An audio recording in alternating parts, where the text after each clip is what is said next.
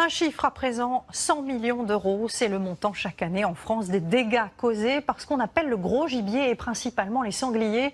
Les exploitations agricoles sont évidemment les premières concernées avec des cultures et des champs qui, vous allez le voir, peuvent être littéralement ravagés. Et ce sont les chasseurs qui prennent en charge l'indemnisation.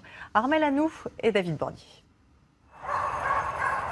C'est l'une des toutes dernières battues de la saison. Et la consigne est claire. Aujourd'hui, nous allons pouvoir tirer sanglier, tout sanglier, sauf bien évidemment bête de tête, la laie qui mène la compagnie.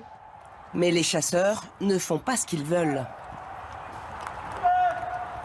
Il y a un plan de chasse qui définit le nombre d'animaux à prélever à l'année et on a des bracelets à apposer sur chaque animal prélevé. Pour établir ce plan de chasse, le préfet consulte une commission qui rassemble chasseurs, agriculteurs, associations environnementales. Il s'agit de préserver les espèces de la surchasse, bien sûr, mais aussi de juguler toute prolifération, notamment celle du grand gibier. C'est pas une prairie de fauche, vous mettez les bêtes. Responsable de 55 millions d'euros de dégâts agricoles chaque année. Cet expert indépendant parcourt des hectares entiers pour évaluer les dommages provoqués principalement par les sangliers. 30 et 30, 60 mètres, on a 60 mètres de long sur cette partie-là.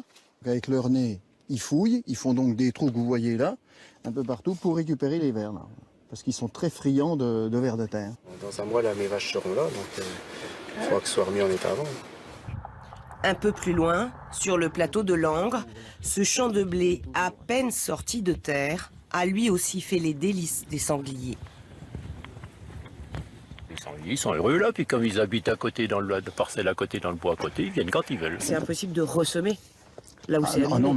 Non, puis il est beaucoup trop tard. Vous pouvez plus ressemer maintenant. Hein.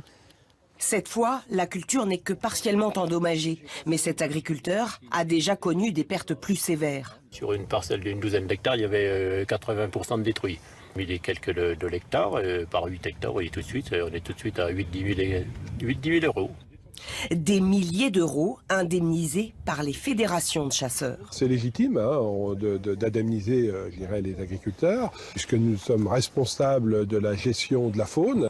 Des chasseurs de moins en moins nombreux, des hivers plus doux, un habitat naturel qui recule. Résultat, les rencontres avec le grand gibier sorti du bois sont de plus en plus fréquentes, avec à la clé 60 000 accidents de la route.